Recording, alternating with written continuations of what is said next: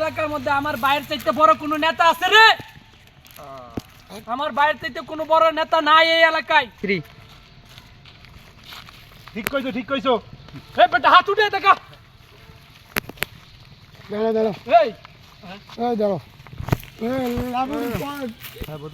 এই দেখোস না আমার বাইরে যাইতেছে, সালাম দাস না কেন? এই সালাম দে, সালাম দে। কিসের নেতা হ্যাঁ কিসের নেতা